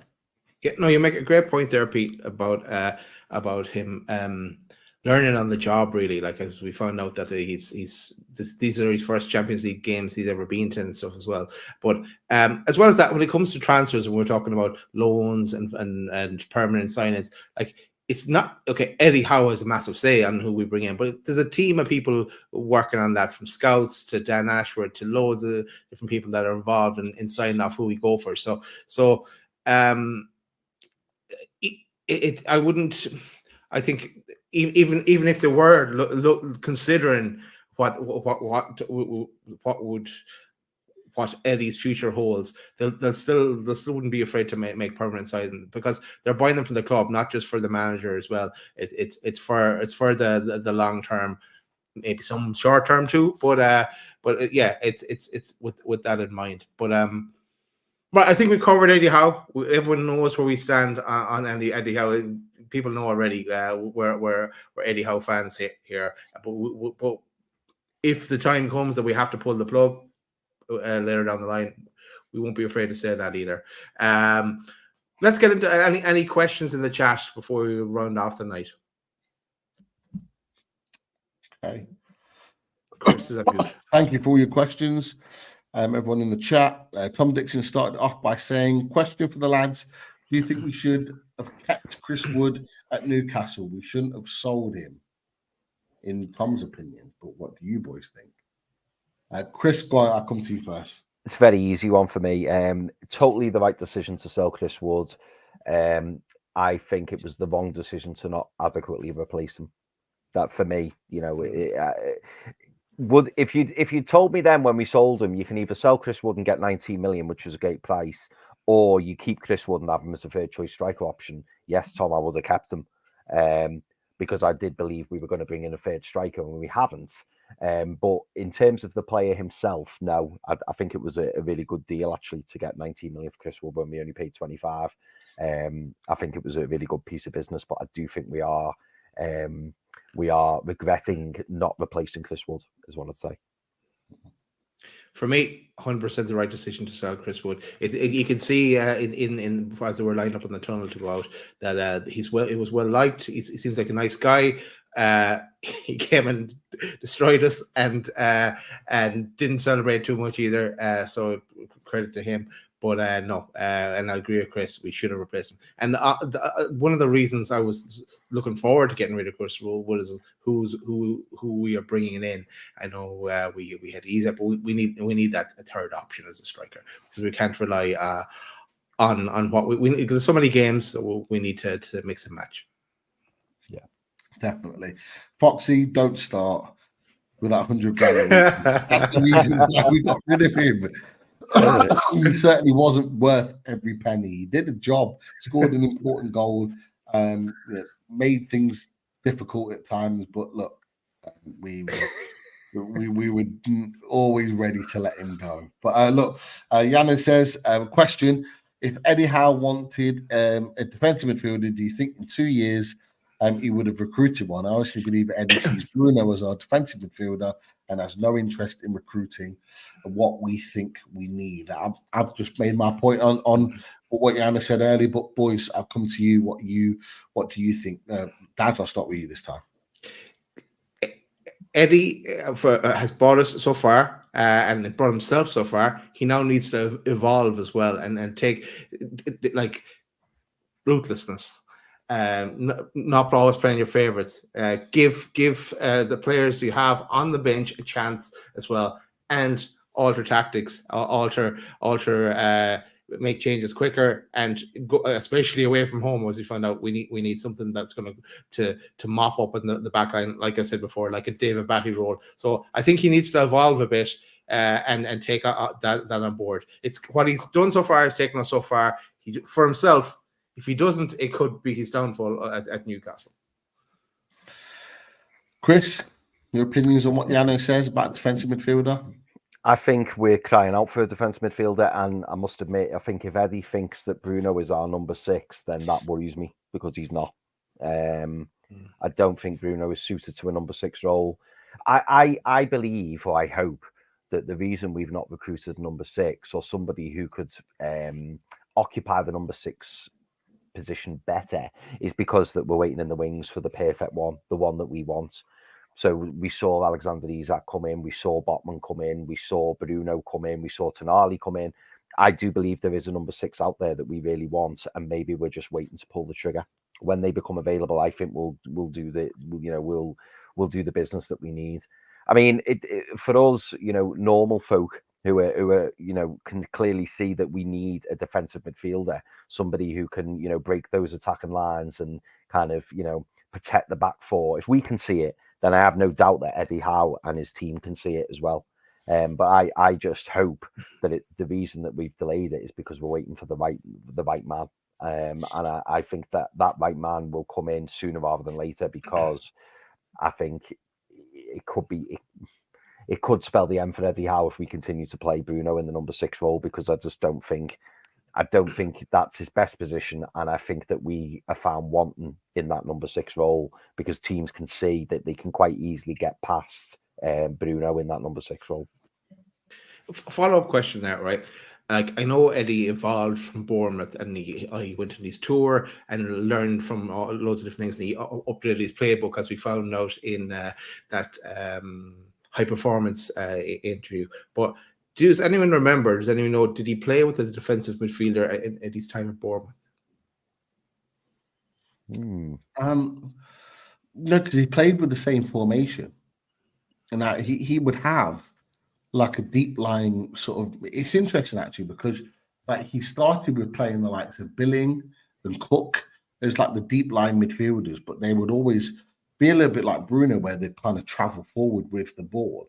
It was never an out and out defensive midfielder. Okay. Sometimes Lerma was there towards the end, but not an out and out.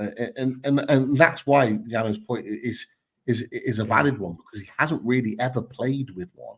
Certainly not at Newcastle United, but this is where I think our argument is a 3 is that he has to now play with one, and he has to now rejig his tactics in order to suit, certainly not every game, but a lot of games where a defensive midfielder is needed, because everybody's going to have that tactic now.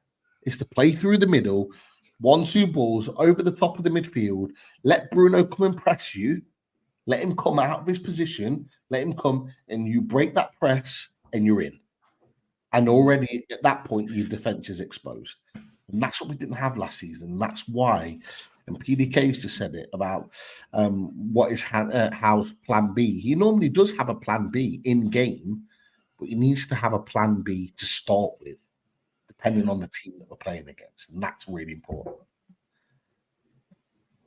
It's not even having for me anyway, it's not even about having an out-and-out number 6. It's about having someone who can occupy that position and play it better. It's having a different skill set to what Bruno Guimaraes has got.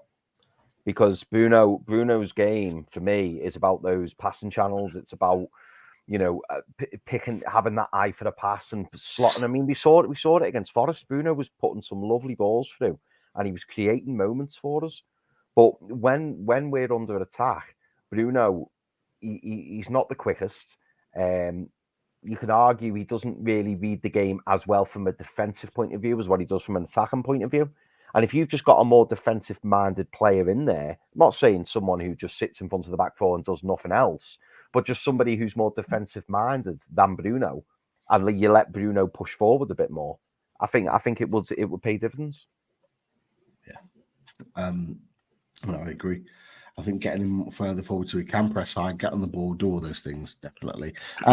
Question for both you boys. Trippier for Prime Minister. Are you boys ready to admit that Miggy belongs in the bin yet? I don't know who I've started with last time, so any one of you boys feel free to come in with this one. I'd stick him on the transfer list myself. I've done it a few times in our squad games. And I've done it in real life in Football Manager. I stick him on the transfer list, but no, Miggy. Every time I say bad things about Miggy, he proves me wrong. So Liverpool games coming up. Come on, Miggy, do one more time. But yeah, I would sell him. Who look for who could take him off our hands and use that money to bring in someone else. He went through that amazing season last season. We're never going to see that again. And like he was unbelievable last season. He was at his peak, and yeah, it would be very difficult to sell him. But that's when his price would be the highest. I think he could go to someone else and do a job as well. But or else, I don't think I even really want him as a on the bench, because he's just going to dwindle out then as well. I'd rather see him go somewhere else and do what he does somewhere else. So I wouldn't use the word in the bin, but I would put him up for sale and use that money to strengthen in that same position, obviously, and use it elsewhere as well. Yeah, I think for me, Miggy's a squad player. Miggy's a player who, when he's off your bench, I think he can cause problems. He can fill in. I wouldn't mind having Miggy in and around the first team squad, but for me, he just shouldn't be an out and out starter week in, week out. And I think he'd probably fall into the Jacob Murphy bracket, where you're happy for him to be in your squad and you're happy for him to be there, but as soon as a half decent offer comes in, you get rid. That's how I see Miggy. He's just so frustrating at times. Yeah, I think if Saudi come in, he's gone. If they don't come in, I think we sign anyway, and he becomes a squad player. I do. I think we're gonna if we're gonna let go of Miggy, I think we're gonna look at maximum benefits. But if you sold him, if let's say January or summer, I can't see you selling him in January, but if we sold him in summer, we'll get something decent for him that we can with like with the way you can structure deals, you can use it maybe in a few different places. But if you leave him there sitting, he's going to be an asset that dwindles down to nothing. We'll end up sending him back to Atlanta for $5 million or something like that. But that's the thing. Like, not even Atlanta United have 20 million to sign a player like Miggy at 30. And this is the kind of like the big thing is that I see Miggy, if he leaves, Miggy goes to Spain first and foremost as an option. Yeah. And then secondly, possibly to Serie A. Both countries don't have that sort of money to spend on a 30-year-old. They just don't. No. And I think why I say Saudi is because Saudi have got the money to be able to pay a big fee for him and pay him bigger wages than what is currently on. And I just think that's why I think Saudi would be probably the only option. But I think, Jimmy Watts just put in there, sell Miggy and get Rafinha in. Like I'm there. I'm there. Like, yeah. Tell me where to sign. Like I'm all for it. But yeah, I think it'd be really really difficult to get rid of Miggy because he's just signed a new deal. So it'll take a lot of money to get him out of the club. But yeah, we'll see. Chelsea just scored to go 2-1 up against Palace. There's a question mark about VAR and offside. Hopefully it is.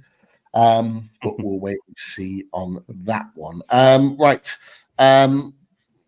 Daniel, great to have you with us as a channel. Merry Christmas, guys. Love your channel. I think if the rumors are true about Calvin Phillips, is it a no-brainer with an obligation? If good enough, I think we are far too easy to get chances against. And this is because we don't have a holding number 6. We need this first off, then a right winger, a goalkeeper. I think he wants to game. But I will just add to that, and I popped these in the chat earlier on as we were going during the show, is that Luke Edwards has come out today and said that Newcastle want to open talks with Calvin Phillips as soon as possible. Now, we knew this was rumbling on in the background. We've had the little, talks of Juventus being interested in him. I'm sure they are. But Newcastle seem to, from what that's been said in his report, that they've ramped up that interest in to come in. So what are your thoughts on what Daniel said? And I'll go back to the original question here. Where he says about the rumours of Calvin Phillips. Is Calvin Phillips the guy that you think could come in and make a difference to Newcastle United? That's ultimately what Daniel's saying. Like, Chris, I'll stop with you. I think he could make a difference. Is he the long-term answer? I don't know. But equally, I think sometimes you've got to take a risk. And would I want to take a risk on, an England international who been disallowed? Yeah. Would I want to take a risk on an England international who, played so well in a major tournament? Yeah, probably would. And he would come in and I think he would make a difference. He's probably the type of number 6 that, Eddie Howe would like in terms of he is predominantly a defensive midfielder, but he can offer you so much more than that. He's got so much more to his game, but it's whether or not his head's right. It's whether or not that he's still got the hunger, whether he would have the enthusiasm, to try and make it in Newcastle. I don't know. That's the only thing that worries me about him, and the fact that Pep spent so much money on him and now doesn't want him. Whether that's because he's got Rodri and he doesn't need Calvin Phillips, I don't know, or whether it's because if the rumours are true that he doesn't particularly like his attitude. But I think now, if you gave me the option of him on loan with an option of a permanent signing, I'd definitely take it. Definitely take it.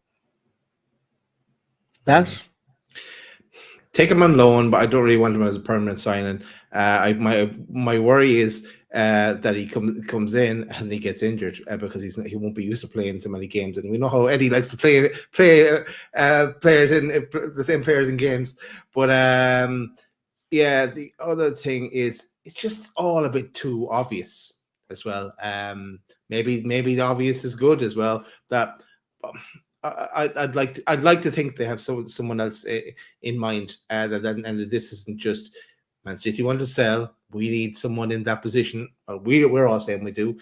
Eddie mightn't think so, but if we do, and we are going looking at someone, I hope they would have looked at other options as well. But as bring him in on loan and see how it goes, it's not going to. I'd give that a shot. How much was Calvin Phillips brought for by Man City? Was it about 40 million? I think it was around 40 I heard before, yeah. Yeah. Right. 40, 45 million, I think it was. Okay. So I was just trying to look for a second, but I couldn't get it up on the screen. But so for me, I'd 100% get him on a loan with a view or an obligation to buy. I don't really care. 42 million, and I'd be looking at a deal for around 20 to 25 million for him because he's barely kicked a ball for Man City, and they can't justify getting that 40 million back for him. So for me, I think at 25 million, I think it's a no-brainer. I really do. I think we could get him playing again. I think under Eddie Howe, we could get him playing. I think we get someone in a position that we desperately need. I think he's got something to prove. He wants to get into the England squad in the Euros. So he's got that hunger and that fire in his belly. And I think that would be a really, really good move. I think it's a typical Eddie Howe signing because he's English. And there's been question marks put out recently about Eddie Howe only looking at sort of English-based players, and I do think that's part of his evolution. He needs to expand in looking at foreign players and working with foreign players. And we know that he took on the likes of Bruno and Botman, but they were sure things because they were just elite players that he was bringing into the club. But I think he does need to look a little bit further afield. There are good players out there that he could take in that same position, but I would take Phillips because he fills a gap that we need. That's for sure. And I do think he will offer something. I think he's got something to prove. He might not be Pep's flavour of the month, but that doesn't mean he's not going to be successful at Newcastle. Yeah. And so I'll be honest, boys, I want that deal wrapped up ASAP. I want to see the intent. Chris, you made a great point. I think Daz, you touched on it too. Like what we see in January is an intent of what we see Newcastle United going forward and doing, not just for Howe, but for the club and for the squad. I want Howe backed. I want these players backed with quality players coming in. Calvin Phillips is that guy. Like you bring him in early doors, get him in 2 or 3 days. I want to see. Look, I want to see a deal agreed the night of the Liverpool game. I want to see that on Monday, 1st of Jan. Deal agreed. Calvin Phillips on his way to Newcastle for a medical. That's the intent that I want Newcastle United to have, because that will show us all that Newcastle United mean business this window, and that's what I'm here for. And that's what you might as well get him playing in that game and get man of the match performance. Then I'll believe. Well, if that's the case, Naz, then I'm looking at Thursday, Friday, deal agreed, doing medical, ready to be registered in time for Monday. Hey, that's I'm here for that. 3 days time. There you go. Why not? It's all come at us thick and fast. Who knows? But look, great question, Daniel. With regards to Calvin Phillips, we've looked at let's have a look. This one from DXK. Can I ask a slightly off-topic question? Why wasn't more made of Jacob Murphy being rushed back after a serious injury, resulting in him missing 3 or 4 months of action? He's also said, I had a real issue with that. What do you think? What do you think of that altogether? We touched on it just not long before, but that was what do you think? What do you make of that? And from your perspective, boys, is that something we need to be concerned about? Moving forward with certain players. Chris, I'll come back to you on that one first, because I think you touched on it before. Yeah, I mean, obviously, it is a concern. It is a bit of a talking point. I suppose if Jacob Murphy said he's feeling okay, and the medical staff have given him the okay and said, yeah, it's fine, but it's certainly something we've got to keep an eye on, because you can't keep going through stuff like that. And we've seen it in the past, haven't we, under previous managers, where they've kind of rushed a player back and they shouldn't have. That is a concern. I mean, we were all surprised, weren't we, when Jacob Murphy, was back in the squad. We were all a bit like, hell, I thought he was going to be out for a while.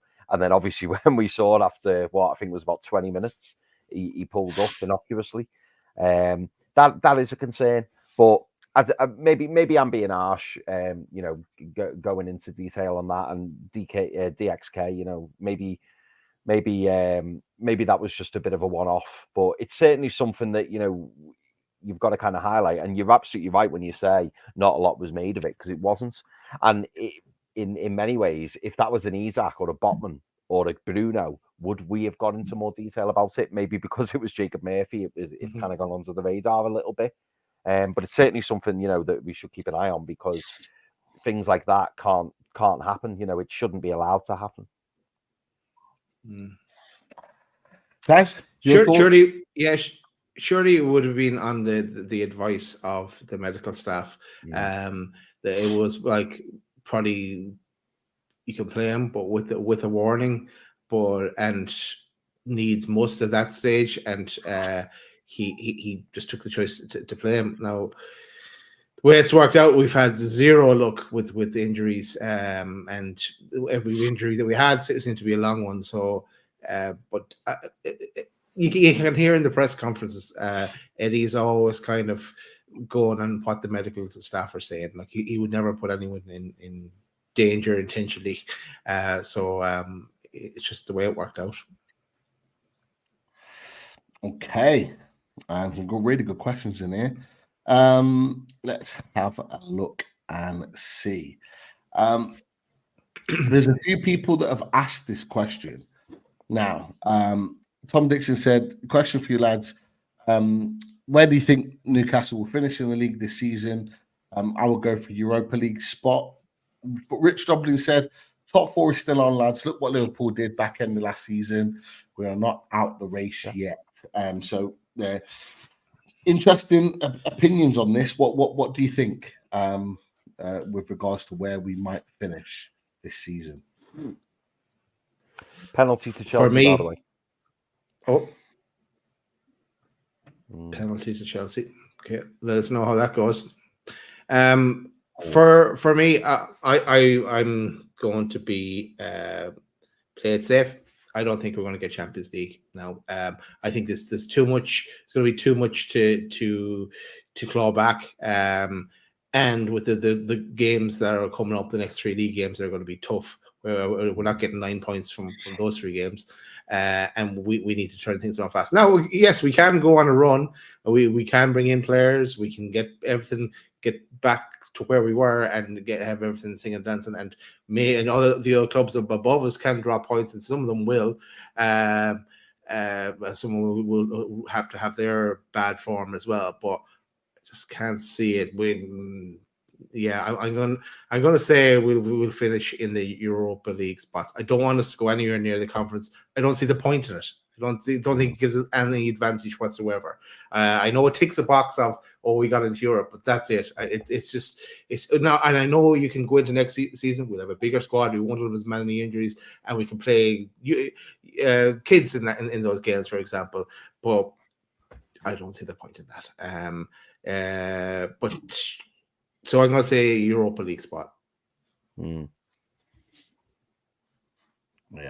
I'm going to be very vague and just stick with any of the European spots. I just need Newcastle to be playing European football of some form next season. As the penalty is taken and scored, I think it's Madueke who scored it, and Chelsea are winning in the 89th minute. Yeah, any of the European spots. We just need Newcastle United to play in European football. That's the key. I just wanted to make this point because a few people were getting on at Mark in the channel. Mark has come over from 12th Man, and he's an Arsenal fan, but he has a huge amount of respect for this channel and what we do, and he really, really appreciates it. He always comes in and shares his opinions on Newcastle United and just football in general. And as you said, he loves these guys. Meaning us, and if you think I'm rubbing your faces in it, you're wrong. No. He's not that type of guy at all. And Twitter as well. He has nice things to say about Newcastle as well. So yeah, no, Mark is not here just to get in people's faces. No. Yeah, 100%. And look, Mark, I saw the video with your little one getting the bike for Christmas, and an amazing video to watch. So yeah, hope all is well. Hope your family are well and you've had a good Christmas. I know it's not been the best time for you recently. So hopefully that gave you a little bit more sort of happiness at this time of the year. So yeah, just wanted to put that out there from that perspective.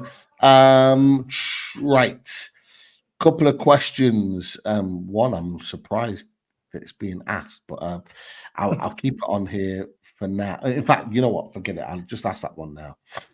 Tony Beasley says, question for the lads. If Luke Edwards is right and we would need to sell one of Isaac Botman or Bruno, who would you sell and why? In my opinion, I'd sell Bruno, even though I love the player. There is better eights. I've not read the full article. I've seen a little bit on Calvin Phillips, but not on this. But yeah, interesting. I think Tony might have spelled that wrong, or maybe it was Luke Edwards. He really meant Richie, Dummett, and Gillespie. I think there. Not definitely none of those three. We're not selling any of those three. Yeah, but what do you think? Like, if it was to be one of those three, who are you going for? If it was like for us, we're not wanting to sell any of them. But look, if you had to choose, it's a tough one. Yeah, it's okay. Well, it's whoever would bring in the most money. So if you're giving us no option, but you have to sell one, like an absolutely crazy amount of money, 250 million kind of money that would set us up for financial fair play is something that needs to be considered for a number of years. Then yeah, whoever brings in the most money. Still not picking one. A little bit on the fence there, Daz. Oh yeah, I'm Keith Roll. I'm saying 1-1. 1-1. What it is. Yeah. Chris, what are you thinking? So the very bottom of that list, so the player I would not want to lose for love nor money would be Sven Botman. I see Sven Botman here for the very, very long period. I actually think Sven Botman could end up being captain in years to come. I think he's a colossus of a centre-back, so he would be the one I would least like to sell. It would then probably be Alexander Isak, which means I think if I had to sacrifice one of those, it would be Bruno. I'm not that I want to sacrifice Bruno, but I think Bruno would get us around 120 million. And I think if we were to get 120 million for Bruno, I think, and plus as well, let's not forget, it would have to be a big club that come in for them. You know, if he got to move to say a Barcelona or Real Madrid or someone like that, I wouldn't begrudge him going there. And if by selling him, it allowed us to then go and spend 300-500 million quite comfortably, that would help. I'm not going to lie, it would help. But I don't want to lose any of those three. And I think there's a way round us not selling any of those three. But if I had to sacrifice one, it would be Bruno. Or another option, take the 250 million from Saudi, then loan him back. Yay! Yeah. Happy days. You imagine the fume of the opposition clubs if that happened. Be like Chris's picture there. Get it done. Look, we don't want to sell any of them. We want them. No. I think selling any one of those players would be a bad look for Newcastle United, and a confidence booster for every other team around us that we're selling our best players. We don't want to be that club. We don't have to sell anybody, really. We talk about FFP and all the rest of it. You know, sponsorships and building the sponsorships and the money raised outside of the club means that we don't have to sell our best players. So hopefully that doesn't need to be the case. But if you're having to pick one, of course it'll be Bruno. 100 million rejuvenates what we're able to do in the market. You look at what West Ham and Aston Villa have been able to do with Grealish and Rice, getting 100 million for both of those players. It's been able to allow them to spend so much money. But for someone like Newcastle United, it would mean we'd be able to spend even more money than what those two clubs have had to be able to do. So it would open things up a little bit more. But of course, we don't want to sell any one of those. And a side piece, just a bit of a tangent here. I saw just you mentioned, maybe you didn't even mention Adidas, but I saw something today that retro kits might be being released in the new year. So yeah, let's keep an eye on that as well and see what comes of that. We'll be on it. I've got my Shearer one up there upstairs, the gold one. I think it was Alan Shearer's last season. the gold Alan Shearer 9. I love it. I wore it for one of the Champions League games and we lost, so I kind of got like, oh, I don't really want to wear it again. Is it a bit of bad luck? But I really want to wear it. But we'll see. We'll pull it out. Maybe we'll pull it out for the Mackhams because obviously that was the shirt he wore when he scored his final goal against the Mackhams. So maybe we'll bring it out for that bad boy. But let's wait and see. But look. More the merrier. I don't think my wife would be very happy about that because I was spending a lot more money on kits, and she's shaking her head right now. No trip to Newcastle for you.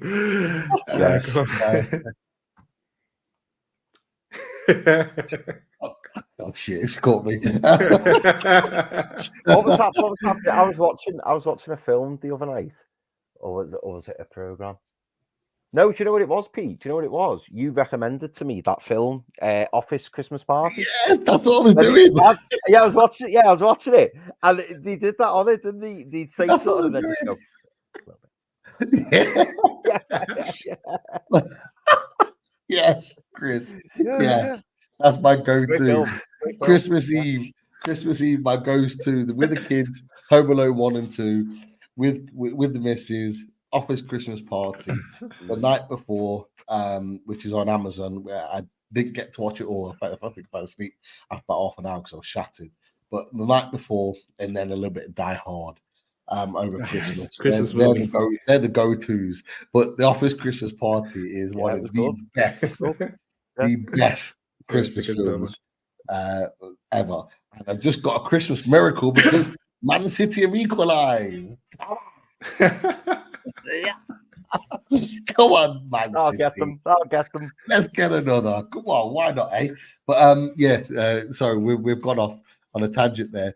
Great questions from everybody. I think, look, at this point we'll leave it there because we've answered a lot of questions. Great questions. Sorry if we didn't get to yours, but I'm sure there'll be plenty of shows over the next days and weeks where we can answer some of these questions. That's for sure. Yes, and of course we need to have our conversation about what are we going to do over the next couple of days. So, Pete always says,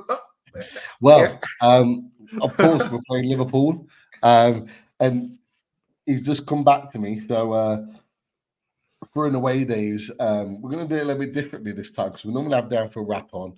And Neil's a really good guy, great guy. Always respect his opinions on Liverpool. But we've got Errol coming on this time. Errol's going to talk, man. He's going to come with his very vibrant self and his anecdotes and his all these different opinions on Liverpool, and we'll bring something a little bit different. And he's buzzing to come on. So he just messaged me and said, look, for you guys unloaded, of course, I'll be there. So hopefully it'll be Thursday at 8 o'clock. And we'll be doing an away days with Harold. So that's new for the guests and new for the boys. It's only just come. That's like tomorrow, yeah. 28. Tomorrow. Yeah, tomorrow is Thursday. I'm not even gonna lie. I forgot what day it is. I know. I've been like that all week. I'm just Christmas. It was the same. Yeah. So if it's tomorrow, it's tomorrow. Like 8 it's all kind of like balled into one at the moment. So yeah. So stay tuned for that one. It's tomorrow. Right, and we'll have more shows coming as well. I know there's people who want to transfer show, fully loaded transfer. So we do need to talk about what we're going to do, how we plan it out. But that's it for tonight. Look, it hasn't been all. It has been doom and gloom on the pitch, but look at hopefully this and us as well has cheered you up. Cheered me up a bit as well. Every time we go through a bad result, it cheers us up. But might have to do the same again for the next one. But we'll see how that goes. But look, at this time, we're just hoping for the best. Right, let's stick with him. Let's stick with the man. Get behind him. He's going to turn this around. How'd you like that? Good night, everyone. Enjoy the rest of your Christmas. How you like?